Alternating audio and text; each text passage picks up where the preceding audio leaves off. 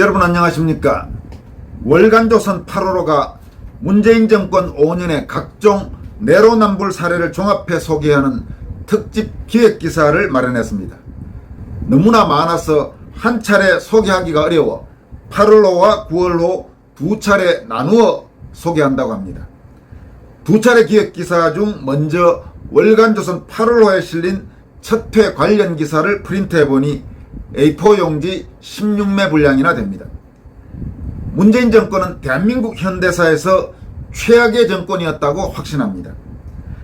국가를 위해서 도움되는 일은 거의 한 것이 없는 반면 나라에 해악을 미치는 일은 수없이 저지른 그런 정권이었습니다.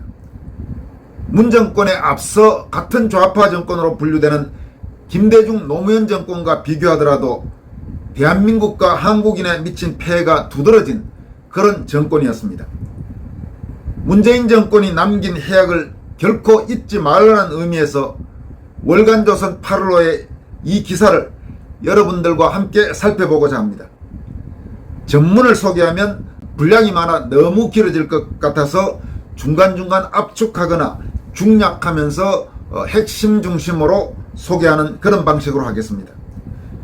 이 기사를 쓴 기자는 며칠 전 여러분에게 소개했던 이준석과 유승민계는 차라리 국민의힘을 탈당해 소위 개혁보수신당, 약칭 개보신당을 만드는 것이 어떻겠느냐는 뼈있는 기사를 썼던 박희석 기자입니다.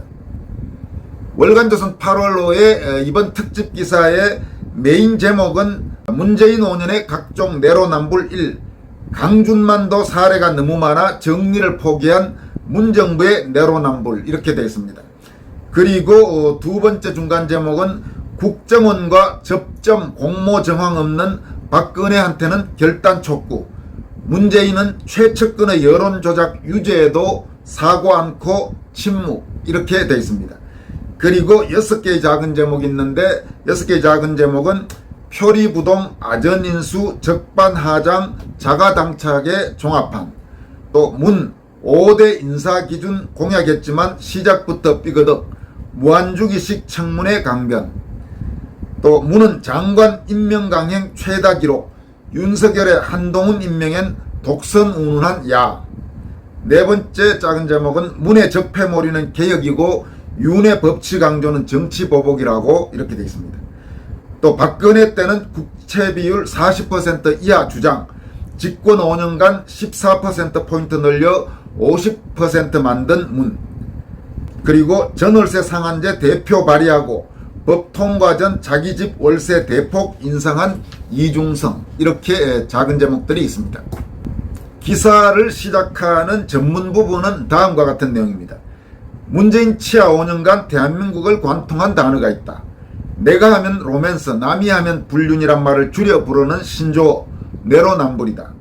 이는 입장에 따라 말을 바꾸고 자신이 유리한 쪽으로 해석하면서도 상대방에게는 무자비한 비판을 가하고 이중잣대로 상황을 규정하는 위선적 행동을 지적할 때 쓰는 말이다. 내로남불은 지난 5년 동안의 문재인 전 대통령을 비롯한 문재인 정권 인사들의 행태를 정확하게 묘사한 표현이라고 할 수 있다. 실제 문재인 정권은 시작부터 내로남불이란 비판을 받았다. 끝날 때까지 이 같은 지적은 끊이질 않았다. 그런 까닭에 2020년에는 교수신문이 올해의 사자성어로 내로남불의 한자식 표현인 아시타비를 꼽았다. 아시타비는 나는 옳고 다른 사람은 틀렸다, 이런 말입니다. 2021년 4.7 재보궐선거 때는 중앙선거관리위원회가 특정 정당, 즉 더불어민주당을 말하죠. 특정 정당을 쉽게 유추할 수 있다면서 투표 동료 현수막에 내로남불이란 문구를 쓰지 못하게 했다. 높은 윤리의식을 가졌다고 자화자찬한 문 전 대통령과 정의의 화신인 것 마냥 틈만 나면 적폐청산을 운운했던 그 수하들은 5년 동안 내로남불 꼬리표를 떼지 못하고 사실상 독점했다. 소위 진보 농객으로 분류되는 강준만 전북대 신문방송학과 명예교수마저도 문재인 정권의 내로남불 행태에 대해 사례를 일일이 정리하다가 중도에 그만두고 말았다. 거의 모든 게 내로남불이었기 때문이다 라고 토로할 정도였다. 대체 문재인 정권의 내로남불 행태는 어느 정도였을까? 이를 전부 언급하는 것은 불가능하다. 주로 자료 나열 형태의 직접 인용 방식으로 글을 쓰면서 31년 동안 쓴 책이 266권에 달하는 강준만 교수조차 중도 포기를 할 정도로 내로남불 사례가 부지기수이기 때문이다.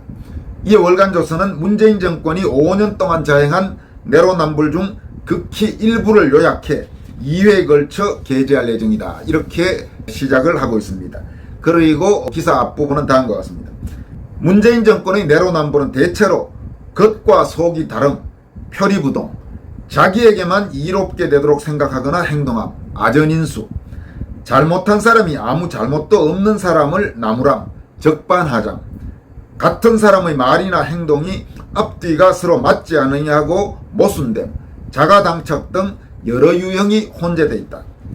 문재인 정부는 시작부터 이 같은 내로남불 행태를 보였다. 2017년 5월 문재인 당시 대통령은 병역 면탈, 탈세, 위장전입, 부동산 투기, 연구 부정행위 등 5대 비리 관련자는 고위공직에서 배제하겠다고 밝혔다. 이는 대선 때 국민 앞에 내걸었던 문재인 공약이기도 했지만 그의 실제 인사는 이와 정반대였다. 이낙연 국무총리 후보자를 비롯한 장관 후보자, 정부산하위원회 위원장 등 대다수가 5대 비리 관련 의혹이 제기됐으나 문재인 당시 대통령은 일부를 제외하고 이들에 대한 임명을 강행했다. 2015년 3월 문재인 대표가 당권을 쥐고 있던 새정치민주연합 더불어민주당의 전신은 박근혜 정부의 개각에 따라 예정된 4개 부처 장관 후보자 인사에 대해 부정적인 입장을 밝혔다. 당시 우윤건 새정치민주연합 원내대표는 인사권은 대통령의 고유권한이지만 국민의 시각에서 받아들일 수 없다고 했다. 야당 시절에는 이 같은 비판을 했지만 그로부터 2년이 지나고 나서 문재인 청와대는 국민과 약속을 저버리고 5대 인사원칙을 사실상 폐기하는 식의 인선을 강행했다. 대국민 약속 파기에 대한 대통령의 입장 표명 또는 사과는 없었다. 임종석 당시 대통령 비서실장이 문재인 정부 역시 현실적 제약 안에서 인사할 수밖에 없다며 선거 캠페인과 국정 운영이라는 현실의 무게가 기계적으로 같을 수는 없다는 점을 솔직하게 고백하고 양해를 부탁한다고 밝혔을 뿐이다. 같은 해 11월 문재인 청와대는 앞선 5대 기준에 성범죄와 음주운전을 더해 소위 7대 공직 배제 기준을 내놨다. 표면적으로는 기준이 강화된 듯하지만 실상은 그렇지 않았다. 위장전입은 2005년 7월 이후 2회 이상, 연구부정행위는 2007년 2월 이후, 음주운전은 최근 10년 이내 2회 이상 등의 이런저런 면죄 조건을 달았지만 걸리지 않는 사람을 찾기 어려웠다. 그러자 더불어민주당은 후일 도덕성 검증은 비공개로 진행하자는 내용을 담은 법안까지 발의했다. 그랬던 이들이 대선 패배 후에는 새 정권이 임명할 장관 후보자들에게 7대 기준을 엄격하게 적용하겠다고 밝혔다. 앞서 살핀 것처럼 문재인 정부는 첫 내각 구성 때부터 스스로 내세운 원칙을 파기하는 인사를 했다. 이 같은 행태는 퇴임 때까지 계속됐다. 문재인 전 대통령은 재임 중 자신이 강조했던 인사 원칙에 맞지 않고 국회가 청문 보고서를 채택하지 않았는데도 임명을 강행했다. 지난 5년 문 전 대통령은 우리 국민이 한 번도 경험하지 못한 독선적인 인사 방식을 고수했다. 그가 재임 기간 야당 동의 없이 임명한 장관급 이상 인사는 역대 최다인 34명이다. 노무현 전 대통령 때는 3건, 이명박 전 대통령 때는 17건, 박근혜 전 대통령 때는 10건이다. 바꿔 말하면 문재인 정부가 국회 동의 없이 임명을 강행한 장관급 이상 인사는 노무현 정부의 11배, 이명박 정부의 2배, 박근혜 정부의 3.4배에 달한다. 또한 문재인 5년의 임명 강행 사례가 앞서 새 전직 대통령의 재임 당시의 모든 경우를 합한 것보다 더 많다. 그런데도 문 전 대통령은 2019년 5월 취임 2주년 인터뷰에서 인사실패 참사 주장에 동의하지 않는다. 인사청문 보고서가 채택되지 않은 채 임명된 장관님들도 좋은 평을 받는 분들이 많이 있다고 강변했다. 또 인사청문회가 흠결 가지고 정쟁을 벌이기 때문에 능력 있는 분들조차 청문회에 서기 싫어서 가족들이 반대해서 도마 위에 오르기 싫어하는 실정이라며 청문회가 정쟁의 장처럼 운영된다면 좋은 인사의 발탁을 막는 과정이 될 것이라고 말했다. 2021년 5월 취임 4주년 기자회견에서는 우리 인사청문회는 흠결만 놓고 따지는 무한주기식 청문회가 되고 있다고 주장했다. 그럼 애초에 왜 정책적 능력과는 별개 사안인 5대 기준을 공약하고 7대 기준을 운운했던 것일까? 이를 감안하면 문재인 전 대통령은 2017년 5월 10일 취임사를 통해 국민 앞에 맹세한 다짐들을 상당수 어겼다고 할 수 있다. 당시 그는 대통령의 제왕적 권력을 최대한 나누겠다고 했지만 인사 측면에서는 그 누구보다 제왕적인 태도를 보였다. 그 어떤 기관도 무소불위의 권력을 행사할 수 없도록 견제 장치를 만들겠다고 했지만 스스로 견제받지 않는 권력을 누렸다. 낮은 자세로 일하고 국민과 눈높이를 맞추는 대통령이 되겠다고 했으나 국민 상식에 들어맞지 않는 인사들을 국정에 참여하게 했다. 말로는 야당은 국정 운영의 동반자라고 했지만 그는 야당 의견을 배제했다. 약속을 지키는 솔직한 대통령이 되겠다. 불가능한 일을 하겠다고 큰소리치지 않겠다고 했지만 문재인 정권은 처음부터 약속을 불이행했다고 할 수 있다. 이랬던 문재인 정권의 더불어민주당은 대선 패배 후 인사청문 전담 조직을 만들고 국민의 눈높이에 어울리지 않으면 반드시 낙마시킬 것, 국민을 받들 능력과 자질 없는 결격자를 단호히 레드카드로 퇴장시키겠다고 엄포를 놨다. 이어서 윤석열 대통령이 국회 동의를 얻지 못한 장관 후보자들에 대해 임명을 강행하자 강하게 반발했다. 특히 5월 17일 한동훈 법무부 장관 임명 때는 윤석열 대통령은 국회에 와서는 협치를 이야기하고 뒤돌아서서는 독선에 빠져 있다며 한동훈 후보자의 임명 강행은 윤 대통령이 국민을 우습게 알고 국민의 목소리는 듣지 않겠다는 것을 증명한 것이라고 목소리를 높였다. 그러니까 자기들이 집권에 있을 때와 자기들이 야당일 때 항상 이렇게 말이 정반대로 바뀌었는데 그것도 어느 정도가 아니고 완전 그야말로 극단적으로 바뀌었다는 지금 그런 이야기입니다. 문재인 전 대통령은 2017년 19대 대선 당시 적폐청산을 공약으로 내걸었다. 당시 그의 1호 공약이 이명박 박근혜 9년 집권 적폐청산이다. 이에 따라 문재인 정권 출범 후 온 나라는 적폐몰이 광풍에 휩싸였다. 법적 공식 권한이 없는 대통령 비서실장 임종석이란 자가 적폐청산 부처별 전담반 구성 현황과 운용 계획을 회신하라는 공문을 발송하고 각 부처는 조직적으로 전임 정부 시절을 적폐로 규정한 뒤 청산 작업에 착수했다. 각 부처에 신설된 적폐청산위원회는 법원의 확정 판결을 받은 사건들에 대한 재조사를 진행했다. 수사권이 없는데도 디지털 포렌식 기법을 동원해 각종 정보를 열람했다. 범정부적 적폐몰이는 전임 정부 인사들에 대한 무리한 수사, 기소로 이어졌다. 그 결과 전직 대통령 2명이 감옥에 갔다.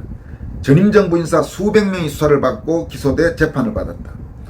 수사 과정에서 이재수 전 국군 기무사령관 같은 이는 스스로 생을 마감했다. 과도한 적폐몰이란 비판에 대해 문 전 대통령은 2019년 5월 소위 취임 2주년 인터뷰에서 적폐 수사 재판은 우리 정부가 아니라 앞에 정부가 시작했다. 우리 정부는 기획하거나 관여하지 않았다라고 강변했으나 이는 사실과 다르다. 2017년 8월 문재인 정부 들어서 적폐청산 1호로 국가정보원 댓글 사건 재수사에 착수했다. 국군 사이버 사령부의 댓글 사건도 함께 수사했다. 2018년 7월 인도를 방문 중이던 문 전 대통령은 소위 기무사 개업 문건 의혹과 관련해 국방부의 독립수사단을 구성해 신속 공정한 수사를 하라고 지시했다. 2019년 3월에는 버닝썬, 김학의, 장자연 사건에 대해 직접 수사를 지시했다. 이처럼 대통령 스스로 수사당국의 재수사 등을 지시했으면서도 그는 우리 정부는 기획하거나 관여하지 않았다는 주장을 천연덕스럽게 했다. 지금 여기에 나오지만은 문재인의 큰 특징 중에 하나는 아주 거짓말을 대놓고 뻔뻔스럽게 하는 그런 사람입니다. 그 전에 우리 정치인 중에 아주 거짓말을 많이 한다 이런 사람이 있었습니다만은 문재인은 그 사람도 비교할 정도가 아니게 아예 대놓고 얼굴 낯빛도 안 변하고 거짓말을 해댄 대통령이 되어서도 그런 짓을 계속했던 사람입니다. 이어가도록 하겠습니다. 전임 정부 또는 반대 진영 인사들과 관련된 일에 대해서는 추상 같은 수사 지시를 내렸지만 정작 자기 정권 인사들의 사건에는 침묵, 외면하는 경향을 보였다. 자기 진영의 환경부 블랙리스트 논란, 문재인 청와대 울산시장 선거 개입 및 하명 수사 의혹 등의 권력형 비리 의혹, 안희정 성폭행 사건, 오거돈 성추행 사건, 박원순 성희롱 사건 등 권력형 성범죄에 대해서는 별다른 입장을 내놓지 않았다. 과거 새누리당, 국민의힘 전신 인사들의 성추문을 조롱하며 생누리당, 성누리당 운운한 더불어민주당 역시 자당 인사들의 성비위에는 말을 아끼거나 피해 호소인이란 괴상한 신조어를 써가면서 옹호하는 듯한 태도를 보였다. 이 밖에도 문재인 5년 동안 제기된 권력형 비리 의혹은 숱하게 있다. 이와 관련해서 윤석열 대통령은 대선 후보 시절인 지난 2월 한 일간지와의 인터뷰에서 집권하면 전 정권 적폐청산수사를 할 것이냐는 질문에 문재인 정권에서 불법과 비리를 저지른 사람들도 법에 따라 시스템에 따라 상응하는 처벌을 받아야 하지만 대통령은 수사에 관여하지 않을 것이라고 밝혔다. 이는 그 누구도 법 앞에서는 예외가 될 수 없으며 죄를 지었다면 상응하는 처벌을 받아야 한다는 원칙을 얘기한 것에 불과한데도 문재인 청와대와 더불어민주당은 정치보복을 예고하는 것이냐고 주장했다. 이에 윤석열 후보는 새 정부가 들었으면 자연스럽게 전 정부에서 있던 일들이 시차가 지나면서 적발되고 문제가 될 때 정상적 사법 시스템에 따라서 수사가 이루어지게 돼 있다는 원론적인 말을 하는 거다. 내가 한 건 정당한 적폐의 처리이고 또 남이 하는 건 보복이라는 그런 프레임은 맞지 않다고 반박했다. 그러자 문재인 전 대통령은 이튿날 현 정부를 근거 없이 적폐 수사의 대상, 불법으로 모은 것에 대해 강력한 분노를 표하며 사과를 요구한다. 없는 적폐를 기획사정으로 만들어내겠다는 것인가 대답해야 한다고 주장했다. 지금 이 부분에 대해서는 문재인 씨 내가 대답할게요. 당신들은 별도로 기획으로 수할 것 없어요. 있는 것들만 다 밝혀내도 당신을 비롯해서 당신 정권 시절에 행세하던 상당수 인사들은 아마 사법 처리를 받게 될 겁니다. 오히려 당신을 비롯해서 문재인 정권 시절의 고위 인사들에 대한 수사를 하지 않는다면 그거야말로 윤석열 정부의 직무유기가 될 것이다. 이렇게 분명히 경고해두는 바입니다. 그리고 월간조선 8월 기사는 그 다음으로는 경제 부분에서 박근혜 정부 때는 국채 비율이 40% 넘으면 안 된다고 그 난리를 쳤던 문재인이 자기가 대통령이 된 다음에는 재정 건전성 부분을 완전히 망가뜨리면서 거의 국채 비율을 50%까지 치솟게 한, 그러니까 여러분도 아시는 나라의 재정 건전성을 거덜낸 부분, 그런 부분에 대한 내로남불 이야기를 하고 있고, 또 집권하자마자 다주택자를 투기 세력으로 규정하고 이른바 전쟁 운운하더니만 막상 문재인 정권 고인사들 중에 상당수 인사들이 바로 그 2주택 이상 보유자, 더구나 소위 투기와의 전쟁을 선포했던 김현미 국토교통부 장관마저도 본인 명의의 아파트, 배우자 명의의 아파트 2채를 갖고 있었고, 또 여러분들이 잘 아시는 청와대 대변인 했던 김의겸 흑석동 관련 투기 의혹, 그런 부분들을 지적하고 있습니다. 또 노영민 비서실장, 문재인의 비서실장이 2채를 갖고 있는데 그중에 팔으려고 했더니만 소위 똘똘한 아파트를 놔두고 지방 아파트, 청주 쪽의 아파트를 팔았다는 이야기를 소개하고 있고, 이어서 문재인 본인의 양산 소위 농지 불법 취득 의혹, 그 부분에 대한 이야기들을 쭉 이어가고 있습니다. 또 문재인 정권 사람들이 소위 임대차 3법 통과하기 전에 임대료를 대폭 인상한 사례들도 들고 있고, 언론 관련해서 박근혜 정부 때는 언론인들이 청와대 대변인 등으로 가면 권한유착 어쩌면서 맹렬히 비난하다가 자기들이 집권할 때는 바로 한겨레 신문이라든지 좌파 성향 언론인들을 청와대든 이런 데 영입한 거, 그런 부분들의 내로남불을 지적하고 있습니다. 이어서 광화문 광장 사용과 관련돼서 우파 쪽에서 집회를 하고 이러면 코로나 어쩌고 하면서 살인자 이런 주장까지 했던 사람들이 자기들의 우군이라고 할 수 있는 민노총의 도심 시위에는 입을 다물었던 이야기를 하고 있습니다.